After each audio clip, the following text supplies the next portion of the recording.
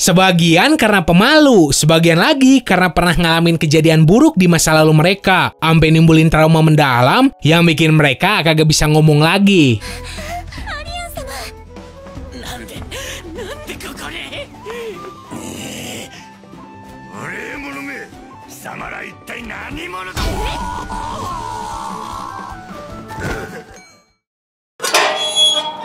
Nomor 1, Euclid Hell Size dari cerita Korewa Zombie Deska.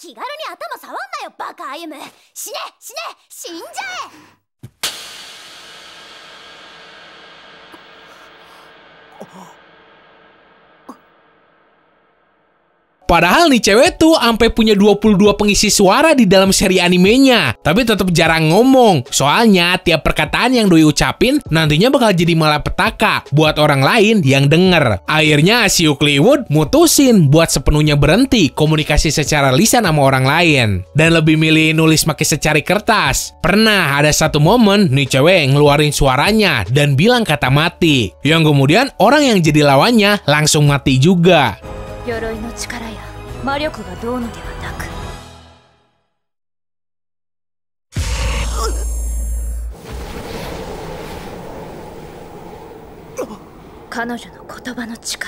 Nomor 2, Ono Akira dari cerita High Score Girl.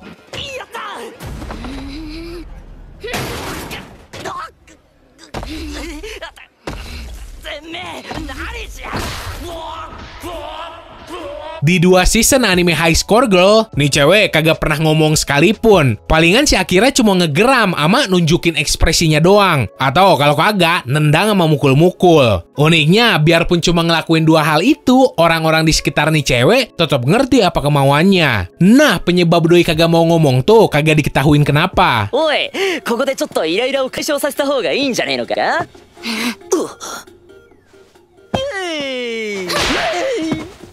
Nomor 3, Kamado Nezuko dari cerita Kimetsu no Yaiba.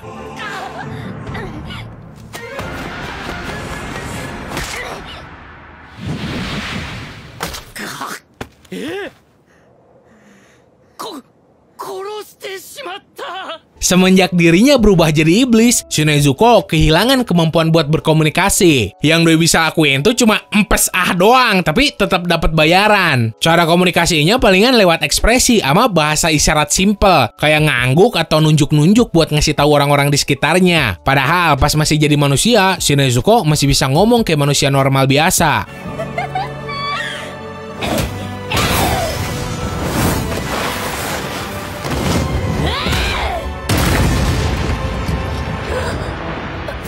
Nomor 4, Sati dari cerita Bloodlad.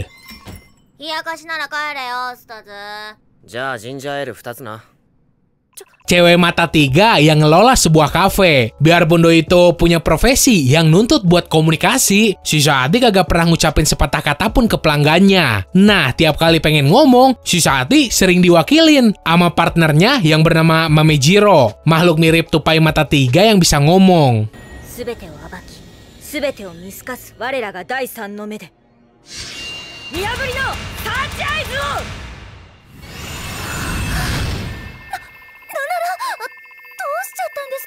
Nomor 5, Mei Misaki dari cerita Another.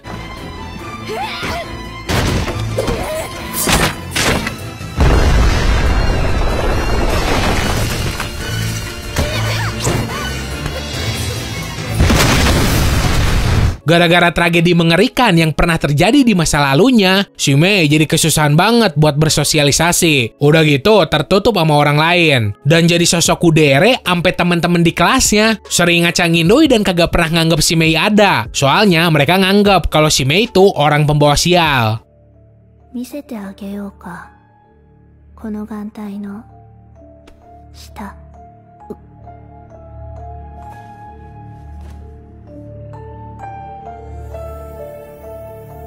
Nomor 6, Komi Shouko dari cerita Komi-san wa Komyuso desu.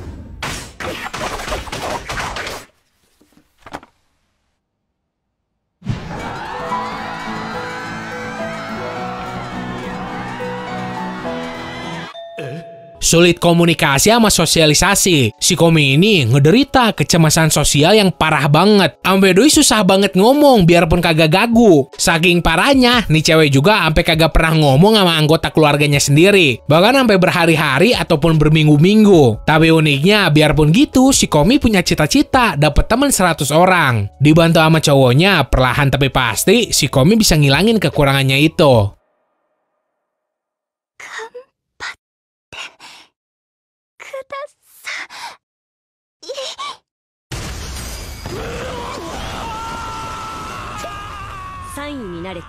Nomor 7, Kaori Fujimiya dari cerita Isukan Friends. 記憶がないんだもんね。仲良かった人との記憶が1週間で消えてリセットされちゃうんだよね。どうしてそのこと？先週藤宮さんが教えてくれたから。 Akibat trauma mental yang dideritanya, nih cewek sering hilang ingatan tentang hal seminggu yang lalu. Mungkin lebih cocoknya disebut ngehapus ingatannya sendiri. Gara-gara hal ini juga, si Kaori jadi takut temenan sama orang lain. Berhubung ingatan tentang mereka tuh bakal hilang kalau udah seminggu. Nah, supaya kagak lupa, si Kaori ini berusaha keras ngatasin traumanya itu. Salah satu caranya dengan nulis buku diari yang bakal doi baca tiap hari Senin. Supaya dirinya bisa tetap ingat. Dan untungnya juga ada satu cowok yang mau ngebantuin buat nyembuhin traumanya ini. 藤宮さん。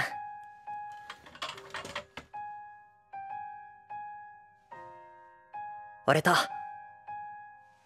私と友達になってください。 Nomor 8, Yozora Mikazuki dari cerita Boku wa Tomodachi ga Sukunai. 面白い友達、知識が豊富な友達、趣味が合う友達、頼りになる友達。黙れ。 Punya kepribadian antisosial gara-gara kejebak masa lalu, di mana doi cuma nganggap si tokoh utama cerita tuh sebagai teman masa kecilnya. Tapi tiba-tiba temennya itu hilang. Makanya nih cewek jadi trauma kagak mau nyari teman baru karena takut ditinggal tanpa alasan lagi. Gara-gara hal ini si Yozora nutup hatinya buat orang lain. Tapi biarpun gitu, sebenarnya si Yozora tuh cewek yang peduli banget sama orang lain. もしかして幽霊とか見えたりするのか？はあ？幽霊なんているわけがないだろう。私は友達と話していただけだ。エア友達と。 Nomor 9, Chizuru Hishiro dari cerita Real Life. ヒシロ、ちょっと笑ってみて。何ですか急に。声ですか。 Jadi kelinci percobaan penelitian bernama Real Life, di mana mereka bisa ngerubah wujud seseorang balik jadi anak SMA, supaya mereka bisa ngeperbaikin hidup mereka yang gagal. Nah, salah satunya si Chizuru ini. Berhubung doi itu susah banget bergaul dan jarang banget ngomong, hal ini itu jadi hambatan buat dunia kerjanya. Bahkan hampir nimbulin salah paham fatal buat karirnya.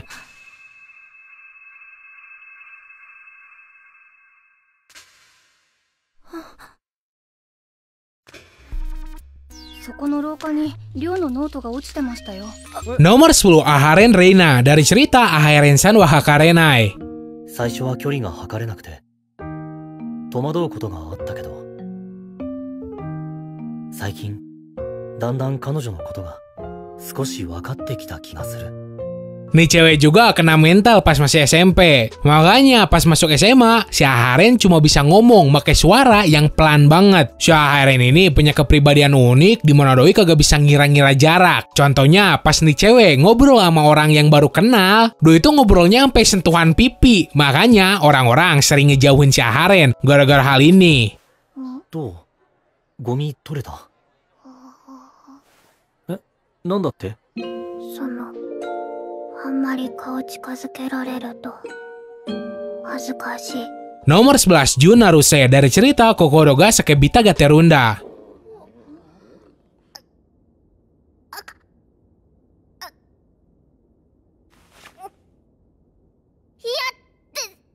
Gara-gara pernah mergokin bapaknya selingkuh terus ngelapor ke ibunya, si Jun ini malah dijadiin kambing hitam sama kedua orang tuanya itu. Mereka nganggep kalau seandainya si Jun kagak ngomong, pasti rumah tangga mereka bakal tetap utuh. Padahal orang tuanya aja yang goblok. Akibat hal ini si Jun sampai kagak mau ngomong lagi. 君のおしゃべりが治るように口にチャックをつけてあげよう。